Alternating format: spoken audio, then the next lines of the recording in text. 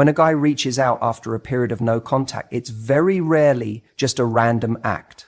There's usually a deeper motivation behind it. One of the biggest reasons, and you might not like hearing this, is that he's trying to find out if he still has access to you.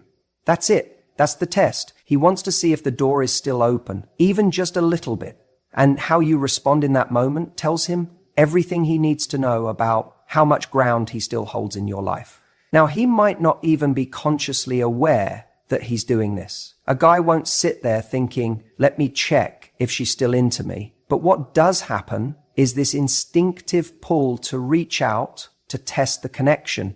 Not because he's ready for something real, not because he's suddenly transformed into the man of your dreams, but because he wants reassurance. Reassurance that if he needed the validation, it's there. And that's where you have to be very, very careful. He might send you a message that seems sweet, innocent even, something like, hey, just thinking of you, or hope you're doing okay. And your brain goes into overdrive. Oh my God, he's been thinking about me. Maybe he misses me. Maybe this is it. Maybe he's finally realized what we had. But what if I told you that message wasn't really about you? What if it was more about him, about his ego, about calming the discomfort he's feeling because for once you're not available on demand? That's what makes this moment so dangerous, because the test isn't always obvious. He's not going to say, I'm just checking if you still care about me. He's going to wrap it in casual, friendly, or even flirtatious language. And if you respond immediately, if you sound too enthusiastic, if you open the emotional floodgates, he gets what he came for, confirmation that you're still there. But here's the twist. He might not do anything with that information. He might disappear again right after. Why? Because his goal wasn't to reconnect. His goal was to know he could. That's what access is all about, emotional access. Does he still have your attention? Does he still affect your day? Can he still get a response? If the answer is yes, he walks away with a confidence boost while you're left wondering what just happened. And in that moment, you might even feel worse than before he reached out because it's confusing. It gives false hope and it reopens a door that you were just starting to close. The truth is, some people thrive on knowing they still hold power in your life, even if they have no intention of stepping back into it. Even if they've already shown you they're not capable of giving you what you deserve. They don't want the relationship, but they don't want to lose the option. And that's where you need to be grounded. That's where you need to pause and ask yourself, why is he reaching out now? Has anything actually changed? Is he asking for something real, or is he just looking for a hit of reassurance? Because when you don't answer immediately, when you don't jump back into that dynamic like nothing happened, it shifts something. It shows him that access to you is not free anymore, that you're not on the shelf waiting to be picked up again, that you have standards, that you're not interested in being someone's emotional backup plan. And that right there, that's where your power is. Let me be clear. This isn't about playing games. This isn't about ignoring someone to get revenge or trying to manipulate the situation. It's about honoring your progress. You went no contact for a reason. You created space for a reason, whether it was to heal, to gain clarity, or to protect your peace. That choice was a statement, I matter too. So when he tests you, don't treat it as a compliment. Don't treat it as proof that he's suddenly become what you always wanted. Treat it as information. Is he showing up differently, or is he just showing up with the same energy in a new disguise? Because the truth is, if a man truly wants you back, if he's serious, he won't test you. He won't send vague messages or half-effort pings. He will show up consistently, clearly, respectfully. Anything less is noise. And sometimes silence is the most powerful response you can give to noise. That's when he'll realize access to you has to be earned. When you decide to step away, to truly go no contact, something powerful happens. You shift the dynamic in a way that's deeply uncomfortable for the other person, especially if they've grown used to having access to you on their terms. This isn't just about your absence. And often when a guy reaches out after a period of no contact, it's not just because he misses you. It's because he's reacting to a loss of control. Let me explain. Control doesn't always look like manipulation. Sometimes it's subtle. It's the unspoken understanding that he could send you a message and you'd reply, that if he called, you'd answer, that if he wanted a little attention, he knew where to get it, and fast. That sense of access gives someone power even if they're not abusing it. It gives them comfort. It reassures them that you're still there, still emotionally invested, still orbiting around their world. But the moment you go no contact, that comfort is shattered. It's like pulling the rug out from under someone who never realized they were standing on one. You stop showing up, you stop initiating, you stop responding. And suddenly, they're left with a silence that forces them to feel something they hadn't had to confront before. Uncertainty. Uncertainty is uncomfortable, especially for someone who's been in control of the emotional rhythm between you both. It makes them question things. Wait, is she really gone? Did I mess this up more than I thought? What if someone else has her attention now? The guy who was once complacent now finds himself trying to decode your silence. And that's a shift in power. This is why you'll often see someone reach out after a period of no contact, but not in a deeply vulnerable or meaningful way. It might be something casual, a random meme, a hey, saw something that reminded me of you. Maybe even a lazy, you good?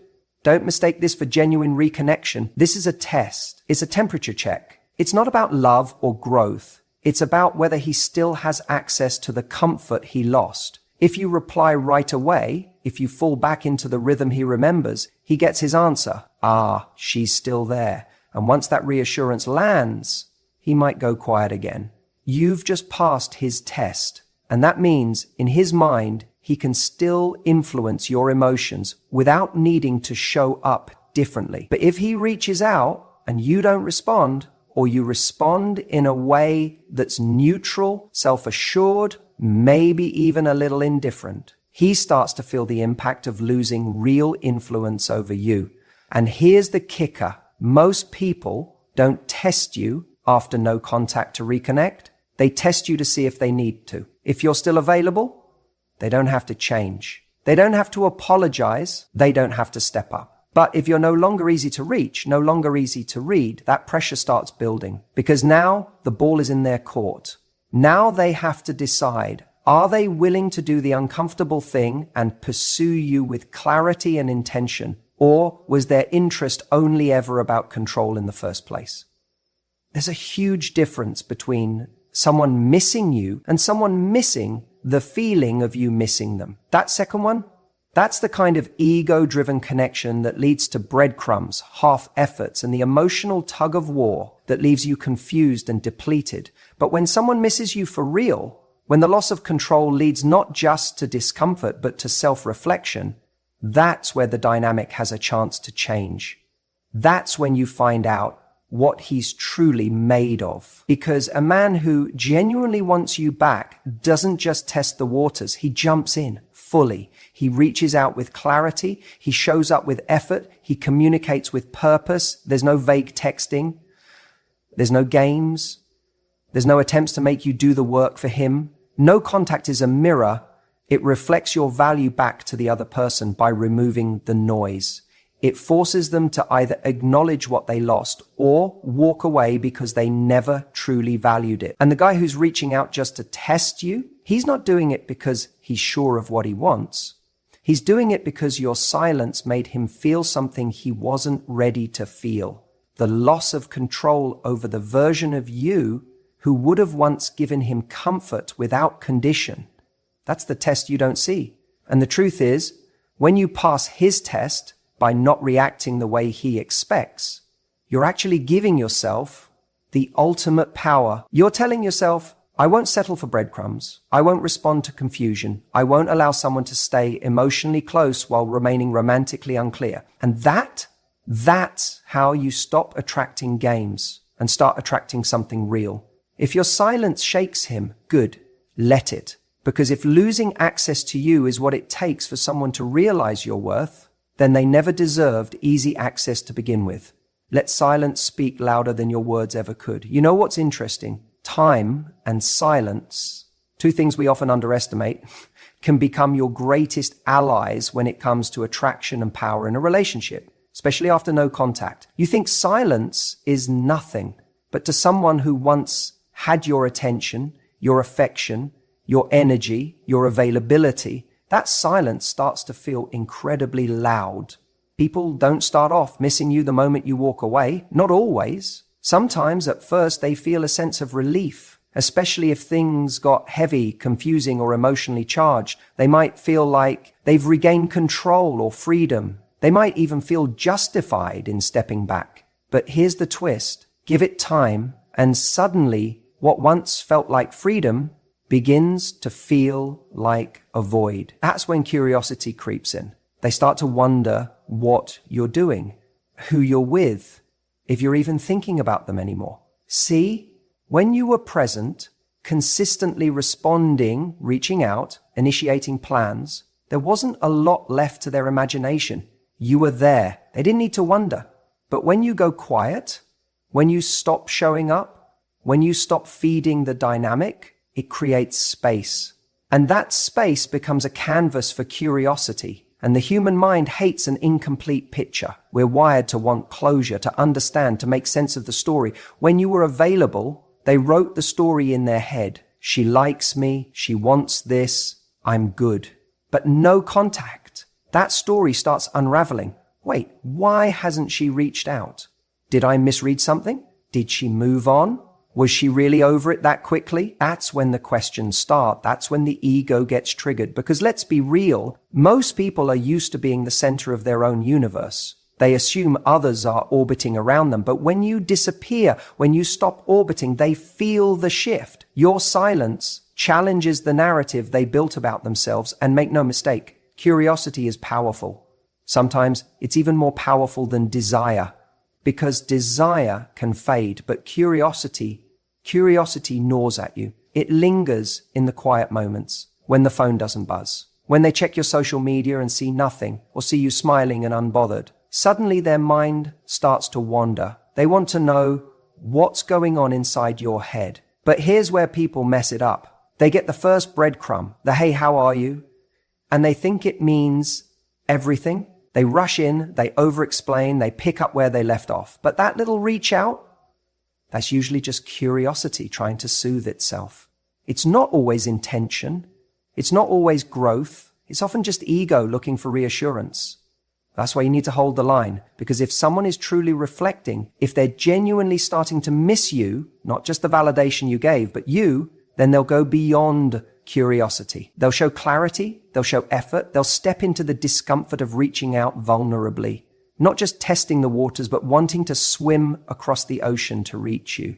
Time and silence give people the space to ask themselves important questions. Not just do I miss her, but why did I let her go? What did I overlook? Who was I and who do I want to be now? But they can only ask those questions if you're not right there filling the silence for them. Because if every time they miss you for a second, they can text you and get a quick hit of your energy, they never have to miss you fully. They never get to feel the weight of your absence.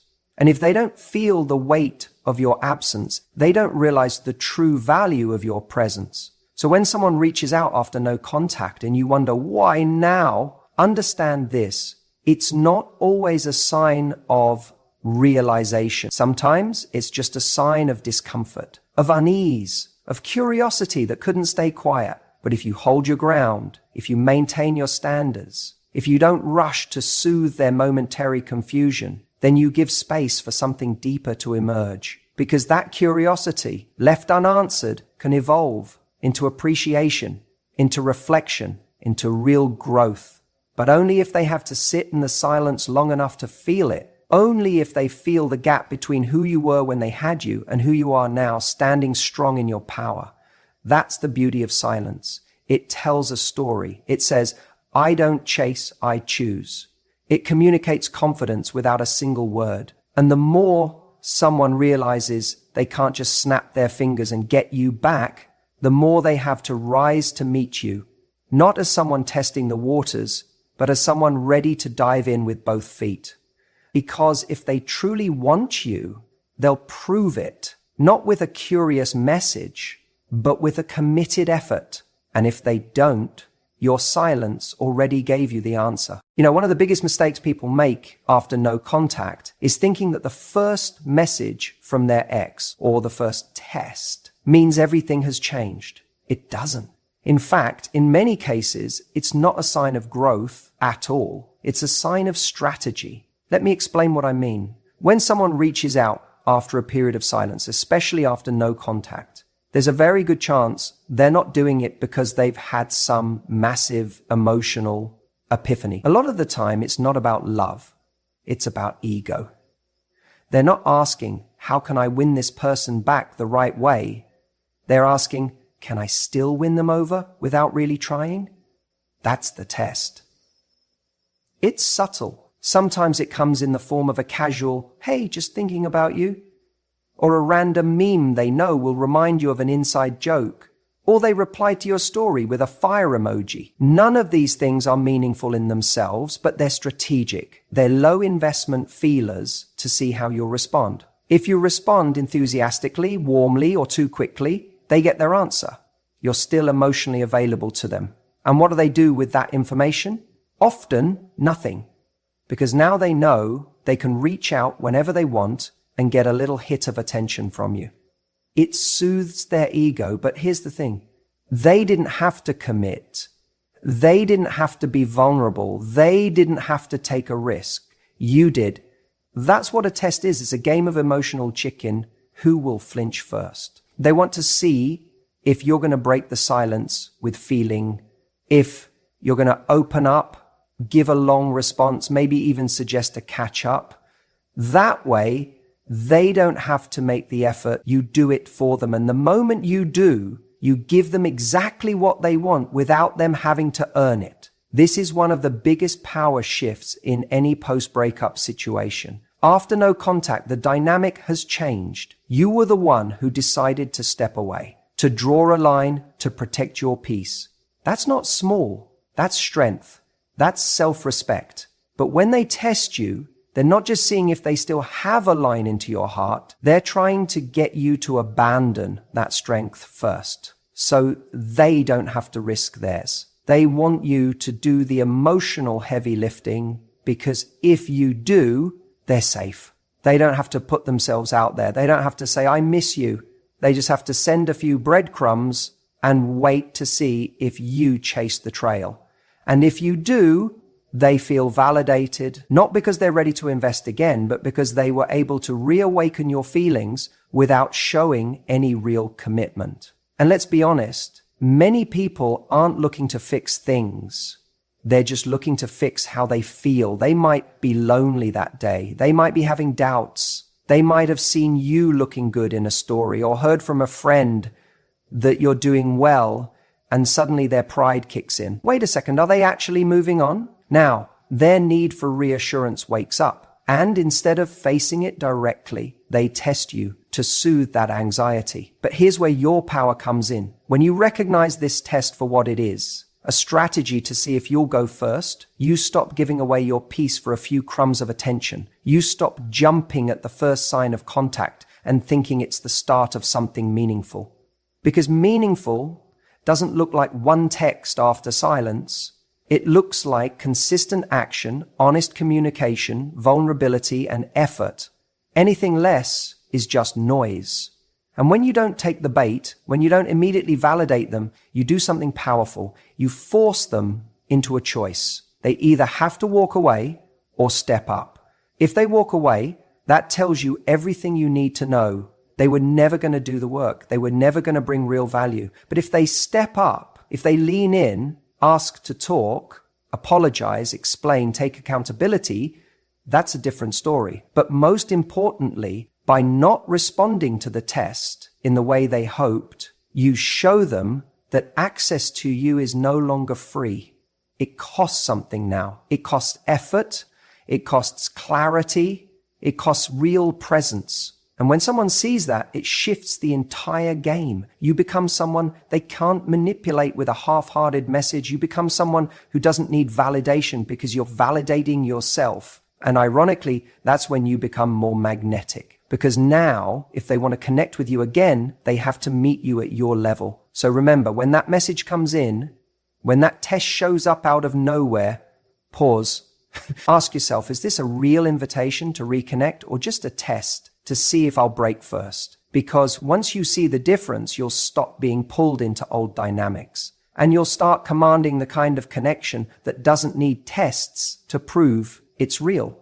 Let them be the one who steps forward first. Let them do the work this time. When you were always around, when you were constantly messaging, always the first to respond, showing up in every way you knew how, your presence became expected. And what becomes expected eventually becomes background noise. It's not that he didn't see your value, it's that your value was too readily available. When someone knows they can have you at any time, they stop trying.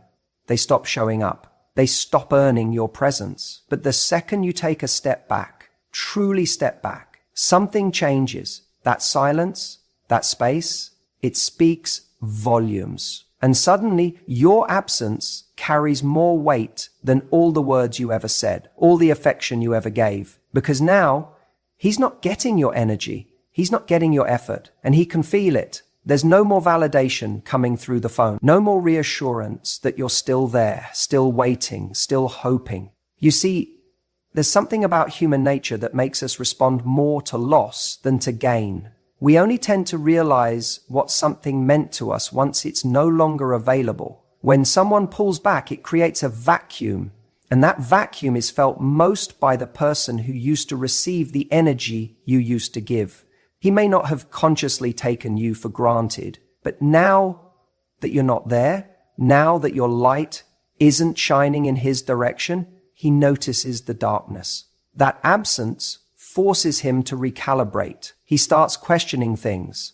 Why haven't I heard from her? Has she moved on? Was she more valuable to me than I realized? And those questions sting, not because they're romantic, but because they challenge his ego. They unsettle him. The certainty he once had that you'd be there, that you'd respond, that you'd stay available is gone.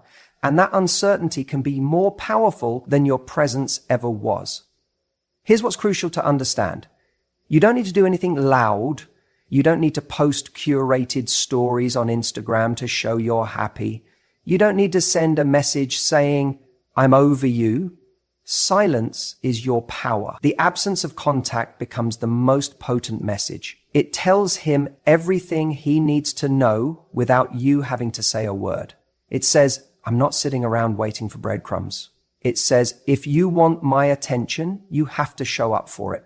Now, here's the irony. When you were showing up all the time, it was easier for him to do nothing. You were taking on all the emotional labor. You were making it easy, but now he's got to sit in the discomfort. And that discomfort starts working on him. He might try to ignore it at first. He'll distract himself. He'll rationalize it. She'll come back. She always does. She probably still cares. But as time passes and you stay quiet, that confidence starts to unravel. Doubt creeps in. And with that doubt comes desire. Desire doesn't come from availability. Desire comes from the perception of value. And value is felt in your absence more than in your presence. Think about it. We don't crave what's always in front of us. We crave what feels scarce, what feels special, what feels earned. And when you stop giving your time, energy, and attention so freely, he starts to see that you are not a given, that your attention was a gift, that your presence was a privilege, not a right. And when he reaches that place, when he feels your absence so profoundly that it creates a longing, that's when he may come back, not with a test message, not with a lazy hey, but with something real, something intentional. Because your absence has done what your words never could. It created contrast. Contrast between what life felt like when he had access to you and what it feels like now that he does. And that contrast is unforgettable. But here's the catch. This only works when the absence is genuine. When you've truly let go of needing him to come back. When you're not sitting there waiting for him to notice your silence. When you've shifted your energy inward towards your own life, your own growth, your own joy. Because if you're still orbiting around him, even emotionally, the silence won't land the same. He'll sense it. He'll know you're still available, just playing a game, and he won't respect that. But when the silence comes from true detachment, from a real place of self-worth, it commands respect. And if he does come back, you get to choose whether he comes back into the same version of you he left, or if you've evolved into someone who now holds a different standard. Someone who knows that love doesn't mean overgiving. That connection doesn't mean self-abandonment. That attention, time, and effort must be earned, not expected. So if he's testing you, if he's sending that breadcrumb after a long silence, remember this: your silence is speaking louder than any response you could give. And if you want someone to truly value you, sometimes the most powerful thing you can do is to let your absence remind them of everything they took for granted. Because sometimes it's not your presence that makes them want you, it's your absence that makes them remember what they lost. You see, one of the most misunderstood aspects of no contact is what it actually does. Not just for you, but for them. Most people think no contact is just a strategy to get someone back, but that mindset completely misses the deeper value. No contact is a mirror. It's a pause that allows both people to see clearly, to feel what life is like without the other. And while it helps you regain your center, your dignity, and your peace, it also forces him to sit with the reality of losing you. Here's what's fascinating. When you remove your energy, your availability, your constant reassurance, it creates contrast. And contrast is everything in attraction. You cannot value warmth without knowing what cold feels like. You don't recognize light unless you've sat in the dark. In the same way, he doesn't realize what your presence meant until he's confronted with your absence. In the beginning, he might feel relief. He might think, oh, good, she's not texting anymore. I've got space now. He might even interpret your silence as indifference. But that silence grows, and with it, so does uncertainty. He starts wondering, wait, why hasn't she reached out? Was I not that important to her? Has she moved on? Is someone else talking to her now? That silence becomes loud. It becomes its own presence. And this is where the test comes. He reaches out, not because he's ready to commit, not because he's done the deep work yet, but because he's uncomfortable. He's not sure where he stands with you anymore, and that bothers him. Not knowing is a wound to his ego. He wants to know if the door is still open. He wants reassurance. But here's the kicker. No contact also gives him time to reflect. And if there was real substance in your connection, if there were moments that mattered, things he hadn't fully processed, emotions he buried in the name of not ready or needing space, then this silence invites those memories to resurface. See, when someone has constant access to you, they don't have to evaluate what they truly feel. You're always there. They don't question your presence because it's guaranteed. But once it's gone, once you're no longer in their inbox, liking their posts, replying to their stories, or picking up their late night calls, now there's space. And in that space is where realization is born. He might replay conversations in his head. He might think about the way you looked at him when you were trying to believe in his potential. He remembers the effort you made, the patience you showed, the energy you gave without keeping score. He begins to see the moments he took for granted. The things he brushed off as normal suddenly feel significant. And if he has any emotional maturity, that silence can become a powerful teacher. It teaches him that good people don't stick around forever when they're not being valued. It teaches